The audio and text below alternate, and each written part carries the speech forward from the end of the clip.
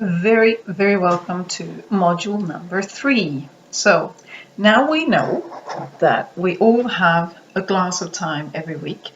We know what's in it, and we know that we are the ones filling it. You also know by now that the different things that are in there, some of them are things you do to take care of your needs.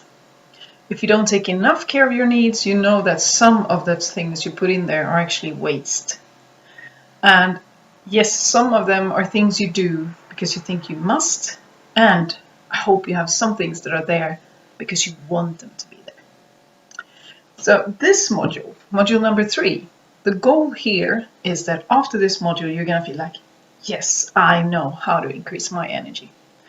Because we know by now that energy, the more energy we have, the less waste we will have, and the more we can make good use of the time we have in our glass.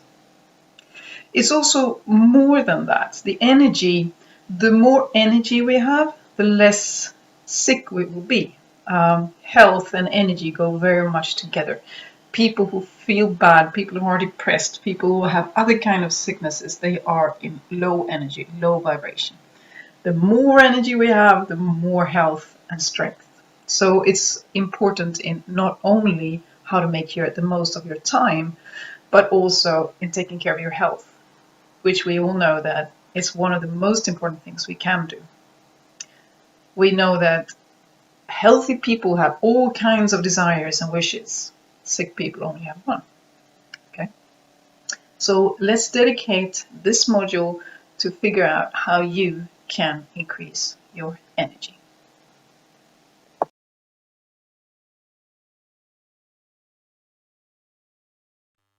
In this module, I will talk about more than one thing regarding energy. We have already touched upon one of the areas that we need to take care of, the basic needs, the physical side of taking care of our energy. I have mentioned the basics. To have the physical energy that we need to eat, we need to sleep, we need to move. So if we start looking into these, you might feel that, Annika, you're exaggerating. I haven't been eating well for quite some time. No, I'm fine. Or I am a mother of small children. I don't get to sleep much, and that's just the way it is. Maybe that even scares you. They're like, oof, if I have to sleep much or enough to feel fine, and my life just doesn't allow me now, how can I cope? And others may think, like, I haven't really moved for years, and I'm still fine. And all of that is so true. Because, as you know, as your day, your powers will be. We can handle anything. Anything. I'm sure you've already noticed that in your life. We can handle anything for a limited period of time. Exactly where that limit is will be different for all of us and different from whatever situation we are in. But I know that you have, I believe that you have had periods in your life that have been really, really tough. And if you would have looked at them before and someone told you you're going to have to go through this, you could have thought like, oh, I could never do that. I could never deal with that. And then once it happens, you just do, because you do have the power within you. So yes, we can get through life without taking good care of our eating, our sleeping, and our moving, but it is very short-term thinking. There's one thing, surviving is one thing, thriving is something completely different. And you are in this program because you want more out of your life, a lot more than you're having. Of course you have survived, of course you can deal with whatever comes your way, but we want you to do much more than surviving. This is thriving, this is taking good care of yourself forever. The other reason I'm pushing on this is that we are talking about our everyday glass, the glass that is your normal week. So this glass of yours is a week that should give you energy. If for every single week you wear yourself out, then when life does come and give you this curveball and knocks you over and gives you all these hardships that sooner or later will come, you won't have so much to take care of it. You are going to be weak. I want you to have an everyday life that makes you strong, an everyday life that gives you energy, an everyday life that makes you able to do fantastic things, and when life is tough on you, you have no problem dealing with it. So that's why I am pushing on the eating, sleeping, moving, even if I know that you can do without it for some time. So think long term and think about making the most of your life today.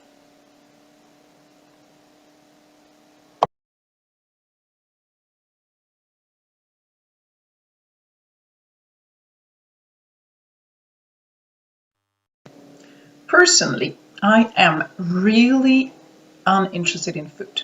I always was, actually, always. And when I was young, also then my life was being high speed. I did lots of things. I was training and studying and partying and doing lots of things all the time. And food, to me, I would have been happy if you could have just, a pill.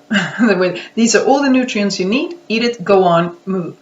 I wasn't really much for let's have a long family dinner and cook forever and look at the latest recipes. I really, really didn't care. And what I still really dislike is the shopping of food. It can really it's one of these musts. If I have to do them, it's like, no, I have to shop. Of course, life has changed since. Now I am a mother, and I do appreciate sitting around the table, all of us, the whole family, 5 in our case, and talk and eat together. I can enjoy a good meal and taking the time to do so. And above all, my interest in health, which has always been there, but I didn't realize when I was young that food is really, really imperative for your health. It's super important to take care of food and what you eat to be a healthy person. In addition, I have my interest of environment and animals, which makes me really careful about what I eat. Is this sound for the planet? Is this sound for me? And I prefer to not eat dead animals, for instance. But anyway, my disinterest in food makes me the wrong person to tell you what to eat. What I can tell you is that you most likely already know, right? Many people get confused because we hear about, it used to be that fat was terrible, sugar was fine. And now we hear that no, sugar is terrible, fat is fine. And fat is fine, but not carbs. And do eat this or do eat that. Do this diet, do this diet. And okay, I should avoid sugar. Oh no, then it turns out that these other sweeteners are actually even worse. What am I gonna do? You're gonna calm down and use your common sense. And remember a number of things. We have been eating since the beginning of man. So ever since we've been existing, we've been eating. It is something basic that today we make very complicated. Go back to basics and know what you eat. Don't let the food industry fool you, because they're an industry like so many others. I don't know if I should say their goal, but one of their very important objectives is to be profitable. So of course they're going to tell you that whatever they're selling is good. And it's going to be hard to figure out, is it really good or are they just telling me? But don't get lost in all of that. Just go back to common sense and basics. What is good to eat? You probably know, like generations before us have known. We know that water is the best we can drink. We can drink other things as well, but water is what our bodies are made for. We know that we, like monkeys, eat vegetables. It's so good for us to eat vegetables and use the rest as side dishes. You know a lot of this. Use your common sense. Don't get fooled by food industry, different trends. Don't get lost in it. Take care of yourself. And then, of course, what we already discussed in previous modules, don't fool yourself by not spending time on getting the right food and thinking that you will make time. So not eating well is not saving you time. Eat well, don't get overboard and wonder, I don't know what to eat or drink. You can figure that out. Most likely you know a lot more than I do about this. Just use your common sense. Then the sleeping. People can get like, yeah, but how much should I sleep? And it would be lovely, wouldn't it, to have, if I sleep this amount of hours, I will be fine. And then I know, no? As usual, it's not that's simple. We want things to be simple. We want it to be easy. Follow this and you'll be fine tomorrow. Okay.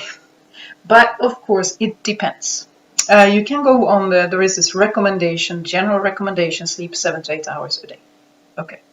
And then you're sitting there and you have small children. It's like, goodness, I'm so fortunate if I get 4 it together and maybe half an hour here and there. That's when you're going to remember again that, okay, that's not going to last forever. And you can cope with anything a limited period of time. When it comes to sleep, remember that we are all different, and that's okay. As we've said before, in this group, we don't compare, we care. Don't compare yourself to some, they seem to be fine with 5 hours sleep. Lucky them, they have so much other time. They seem to be, she needs 10 hours sleep. Is there something wrong with her? We are different, and remember that things will change throughout your life, even throughout a month. You know, especially as women, having different cycles in our bodies all the time. There are times when you need more sleep in a month than other times.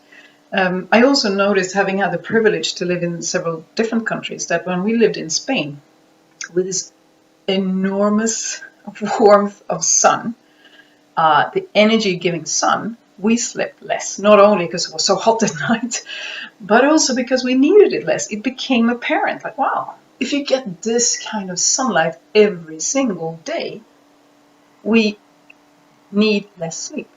And I've had the other way. I have several colleagues moving from Spain, living in Sweden, who said they've never been so tired, especially the winters. They have a hard time getting through the winters. Okay, we're all different. I don't have that problem, but she, in this particular case, she said, like, I have never slept as much as I do here. In the wintertime, there's no sun. I can barely get up, you know. So there's no need for you to compare yourself to how much someone else sleep, or why am I more tired this week or that week, or just get yourself enough sleep and get to know your body. Just like food, get to know your body. What makes me feel good? Sleep, how much do I need to feel good? Figure it out. Take the time.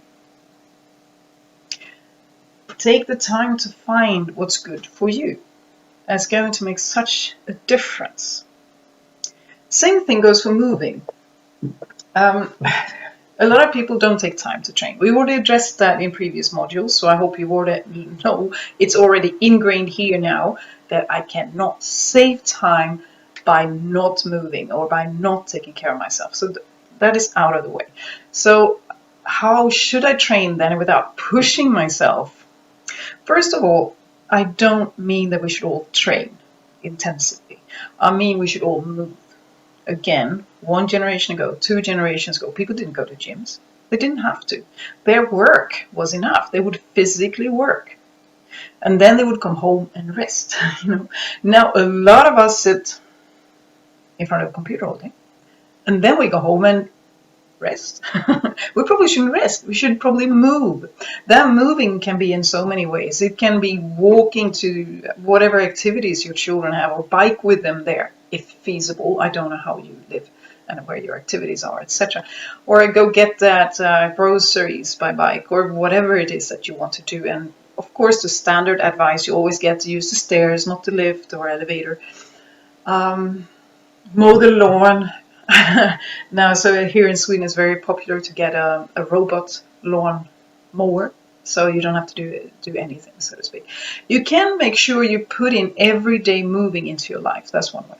Another way is, of course, to train what really makes you feel good. I have never been running. I really dislike running, always did, but I've done so many other things. And the good thing about that is that you can figure out what you really like. I've been swimming, still really like swimming. I've been playing tennis. That was something we did as a family when I was a kid then. So the 4 of us would go play tennis, and it would be family time at the same time. In Sweden, it was very easy, still is, easy to do sports without spending a lot of money. The different places where you live, the neighborhoods, they arrange different things. You can, for a small fee, have access to tennis courts, etc. And then later on in my life, dancing came into my life. That was my major, I still love it. Because then I don't mind getting, because the music is there. The music is there and it makes me just, I cannot not move. So dancing was it for a very long time for me. Later on, when I no longer had my group, we were a group of dancers, we had so much fun, and then after we all went to different studies, we kind of spread for the winds, and I trained other things like jiu-jitsu, and going simply, but going to different gym classes. We all find our own way. The thing that I also want to remind you about is that different phases in your life might be suitable for different types of training. So when I noticed when the kids started coming, I have 3 of them, the type of training I used to do, like going away somewhere, train, go back and go to the sauna, which is often the case in Sweden. There's a sauna connected to wherever you've been. Sit there and then go home. The amount of time that would take, I didn't really fit that into my everyday class then, at the same time as I really wanted to continue training. So it took me a while to figure out what to do then. And since then, I have been doing more or less that. My cardio, that's my walking the dogs, an hour a day, and I love it. Walking in the forest is not only good for my physique, it's good for my mental health to go out in the forest in the morning. Then I train at home. I do different postural exercises. I do a little yoga. I do some, simply weight things. And that works for me. I know that for others, it doesn't work at all. You need to go out. You need to meet other people. I want to be with someone else, and I want to feel this group feeling, and I want to do that. And then that could be your thing. So find whatever suits you and whatever suits you now. It's not necessarily the same thing as whatever fitted into your life 5 years ago. But just because you can't do whatever someone else does, or you can't do what you used to do, doesn't mean you can't do it at all. Find your way. Find your way to every day move one way or the other. Okay? So take care of your sleeping, figure out what you need, and be okay with the fact that it might change over your life and even within a month. Take care of your food. Don't get fooled by food industry or trends. Get back to basics, your common sense. Move. Find whatever way works for you. Physical energy. That's what we're going to do. In your needs time in your class.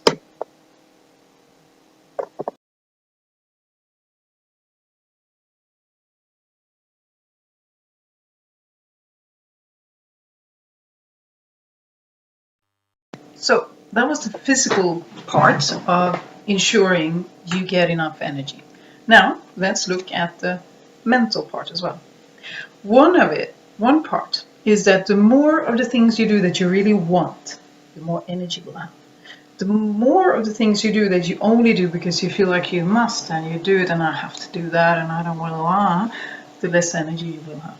This we'll be talking about a lot more in the next module. So then we go to another part of the mental part, the relations.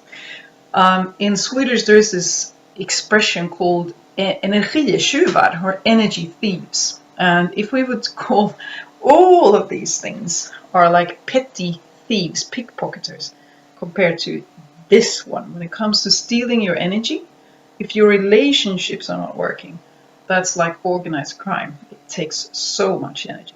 That's why I'm going to talk about that now.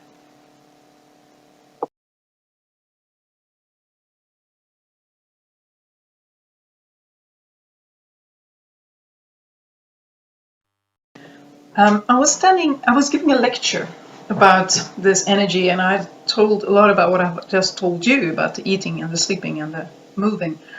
And then it came to me this image of relationships gone bad and how they are like a big hole in your stomach where all the energy just flows out. And that is the way it can be. Even if you take great care of yourself physically, even if you fill your glass with a lot of things you really want and you minimize the musts, and you have a really bad relationship in your life with someone, it'll still tear your energy down. especially if it's someone close to you. Say you have a bad relationship with your partner, a bad relationship with your children, a bad relationship with your parents, your siblings, a bad relationship with yourself. That is taking so much of your energy, an enormous amount. I told you in the last module that people ask me, Annika, how do you find the time? And I've answered, and I talked about the energy. And I've realized that one of these huge things that I am so happy to today have, like great relationships, makes a very, very big difference. I know people who have been in therapy, sort of marriage counseling, for 15 years. And I couldn't understand because I'm like, are you kidding me? 15 years. If you haven't figured out in 15 years, what makes you think you will now? I don't think I said that at the time, but I was thinking it. And no, they didn't make it. They finally did decide that, okay, well, we're not meant for each other. We're not going to solve this. Same guy just ended his second marriage. So he's got things to sort out, that's for sure. And I could just imagine the enormity of the energy that just flows out of him every day when he doesn't feel good in such an important relationship in your life. I know people who are so bitter because of something their parents did when they were young. They're bitter and they talk about, well, I am like this because my mother once, da da da da. Or because my father did this, or my mother did this, or my brother did that. And they keep living with it year after year after year after year. They might still meet, Christmases, summers, and every time they meet, they are like, oh, see, she's doing it again, she's doing it again. I know people who cannot stand their parents-in-law. I know people who cannot stand their, whatever that is called, and say that their son's wife or their daughter's husband. And they go around talking about them also when they're not there. And I remember being in one of these situations when one person was like, can't understand that you can be with her. Do you really want to go there now for this whatever holiday? Because I can't stand her. And it's like, hey, I meet her like once or twice a year. I have no problem being with a person once or twice a year over a dinner. But you keep on thinking about her all the time, and you get annoyed for things she posts on Facebook. You get annoyed for things you think she said. You live with her every day when you don't even like her. Leave it. It's not your partner. So this person was then angry about someone else's partner, and she decided she has destroyed his life. Well, as long as he doesn't think so, butt out, you know. Socialize with him, be with him twice a year. Of course, you can be polite and nice. And it doesn't take my energy twice a year. It takes your energy because you think about it all the time. It can be others who blame themselves for something. And they know of course, people do things wrong. We can do it ourselves, others can do it. And a super strong problem, or really difficult problem, is when you don't forgive. If you don't forgive others, you will keep having this energy thief inside of you. You will keep having this hole in your stomach. And every time you think about it, you feel bad again. And you want that person to understand how he did it wrong, how she did it wrong, and how bad it hurts you. There is a saying, like when you forgive, it's like you're giving a key to a prisoner. You let the prisoner out and you notice the prisoner was you. I'm not sure, I believe that you might have read this, heard this, learned this. Forgiving is giving yourself energy. It's not about saying that the other one was right. It's not about saying that, oh, well, if I forgive him, then everyone is going to treat me that way. No. It's about letting go. It's about you moving on, letting go, being way bigger than whatever happened to you. And this is 10 times more important when it comes to forgiving yourself. Guilt. I've said it early on in the program, I think in the introduction already, there is no room for guilt and shame in this program, and there shouldn't be in your life. Okay? Guilt is not helping anyone, it's just pulling you back. If you've done things wrong, ask for forgiveness, let it go. If others have done you wrong, forgive them, move on. There is an enormous power here, an enormous potential. If you have things you're bitter about, if you have things that disturb you and you let them go, suddenly you'll be flying, because that weight will no longer be on you. There are different ways of doing this. And I remember one of the things I did myself many years ago by now was after looking at Dr. Phil. And he was talking about to a woman who was really, really upset about how her father had behaved when she was small. And he said, write him a letter. Write him a letter. Explain how you feel. Explain how you would have liked it to be. And then, after that, you decide whether or not you're going to send the mail or the letter. And I thought that was like, oh, that's interesting. In her case, she couldn't really do that because her father was already dead. But she did decide to write the letter and put it on his grave. And it made her, I'm done. In my case, I actually sent the letter to the people in question, which was scary. Scary. Like, what are they going to think when they read it? And I'm going to like, they're just going to think I go around complaining because that wasn't such a big deal. But then like, oh, this must have cost you so much effort to write. I had no idea that this behavior was so much bothering you. This was related to using too much alcohol. So someone who's really fantastic otherwise, and then using too much alcohol and being like, ooh. So the agreement was that when we were together, this person would not drink so much alcohol.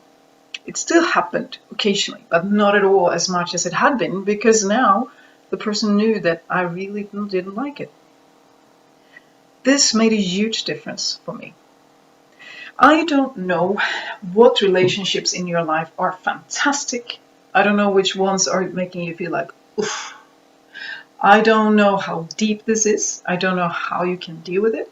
What I know is that I want you to decide to take a look at the relationships you have and see if there are some that you need to do something about to make them better, to make them stop sucking the energy out of you. I want you to definitely forgive yourself and others and feel the liberation of that. This is going to be one of the major shifts in this program. When you do this, it's going to be so much bigger than any kind of planning tool you have. So much bigger than you starting to train or eating well or sleeping well.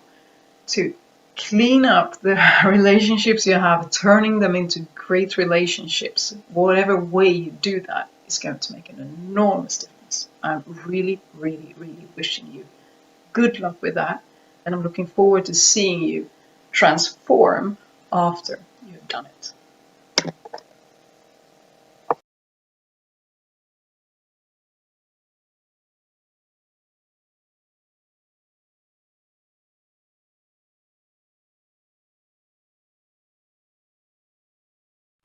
So let's summarize what are the exercises in this module.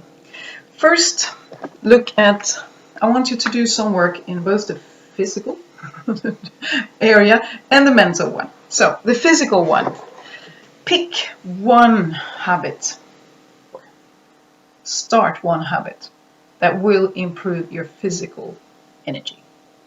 It can be related to your sleep. It can be related to how much you move. It can be related to how you eat. One change from now on that will make you feel physically stronger.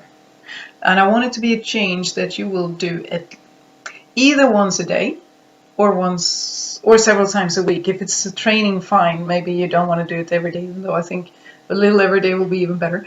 But if you decide that I'm really going to go to this gym class now, or whatever it is that you decide, and I'm going to do it every week or twice a week, That's also fine.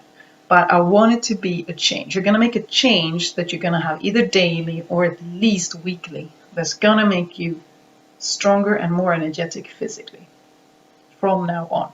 Super important exercise. Super important that you do that. Then we have the mental part. Apart from, next module we will look into doing the things you want versus the things you think you must. But the other mental part, your relationships. Do you have one of those that really wear you out? Decide what to do about it. Do something. If that something is just formulating for yourself how you feel and writing it down in a letter that you never mail, fine. Or if that something is going and talk to that person. You know, I have this thing that I've felt really bad about for quite some time. I'd like to talk to you about it. Or if it is something else, you have to figure it out. I have now talked primarily about the real important and close relationships. It could also be that it's this neighbor that you really can't stand, or a colleague that whenever that colleague comes in, it's like, oh no, I have to deal with him again. Try to, if that's the relationships that wear you out, do something about them as well. Or instead, you don't have to take care of every single relationship. I don't want you to get overwhelmed. Pick one. So the exercise is to pick one thing you can do to improve your relationships. And if one of the things that really wear you out today is your guilt over something you have done or keep doing, forgive yourself, make a difference, and move on. Okay. So work on the physical thing, make a difference, make a change, and decide at least one relationship that you're going to improve. It's going to be so wonderful for you to do this and get the energy back. So looking forward to see the change in you when you do this. Okay? Good luck with the exercises. Talk to you soon.